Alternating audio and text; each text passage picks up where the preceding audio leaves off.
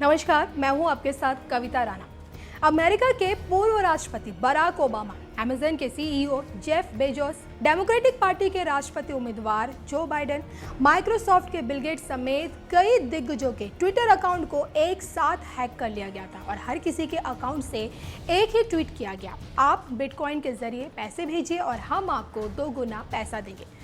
जब खबर फैली तो पूरी दुनिया में तहलका मच गया और पूरी दुनिया में सिर्फ और सिर्फ एक ही बात की चर्चा हो रही थी और वो था किसने हैक किया। और इसको लेकर ट्विटर को माफी भी मांगनी पड़ी थी, लेकिन अब जाकर उस बड़े हैकिंग स्कैंडल पर बड़ा खुलासा हुआ है। जी हाँ, क्योंकि ये बड़ी हैकिंग थी और इसकी जिम्मेदारी किसी हैकिंग ग्रुप ने नहीं ली थी और अब खबरों की माने तो इस हैकिंग के पीछे 17 साल के एक युवक का हाथ है।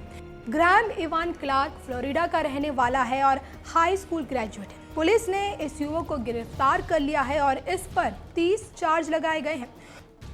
पुलिस ने पकड़े गए युवक पर फ्रॉड, हैकिंग और फेलोनी जैसे चार्ज लगाए। खबरों की माने तो ग्रैम इवान क्लार्क इस ट्विटर हैकिंग का मास्टरमाइंड था और जबकि इसके साथ 2 और शख्स भी शामिल थे। इनमें से एक ब्रिटेन का रहने वाला मैसन जॉन है जिसकी उम्र 19 साल की है, जबकि दूसरा हैकर नीमा फेजेली है जिसकी उम्र 22 साल की है। यहाँ पर एक और जानकारी आपको ये देते चले कि हैकिंग के कुछ समय बाद ही ये खबर आई थी कि इस हैकिंग के पीछे मिस्टर किरिक नाम का कोई शख्स है और अब ये बात निकलकर सामने आई है कि क्लार्क ही मिस्टर किरिक के नाम से एक्टिव था। न्यूयॉर्क टाइम्स की एक रिपोर्ट के मुताबिक इस केस को हैंडल कर रहे फ्लोरिडा के अटॉर्नी ने यह कहा कि ग्रैम क्लार्क इतने स्किल्ड हैं कि ट्विटर के इंटरनल नेटवर्क में भी उन्हें कोई पकड़ नहीं पाया और इन तीनों के पकड़े जाने के बाद ये बात सामने आई कि इस हैकिंग के लिए उन्होंने एक तरह की फिशिंग का ही तरीका अपनाया था। इसे स्पीयर फिशिंग अटैक भी कहा जाता है। अब पुलिस की माने तो क्लार्क ने ट्विटर के कर्मचारियों को किसी तरह से ये भरोसा दिलाया कि वो उसके साथ ही काम करने वाला एम्प्लॉय है और टेक्नोलॉजी डिपार्टमेंट में काम करता है।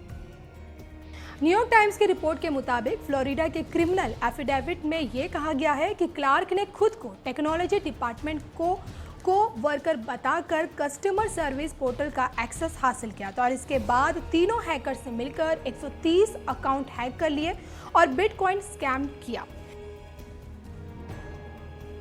क्लार्क ने इससे पहले भी कई हैकिंग की है और इस वजह से जांच एजेंसियां इससे पहले भी ट्रैक कर रही थी और रिपोर्ट के मुताबिक ट्विटर हैक से पहले अप्रैल में सीक्रेट सर्विस ने $7 लाख वैल्यू के बिटकॉइन सीज किए थे और एफबीआई ने यह कहा था कि फजेली और क्लार्क को शुक्रवार को गिरफ्तार किया गया है, जबकि शेफर्ड को कस्टडी में लिया जाना बाकी है।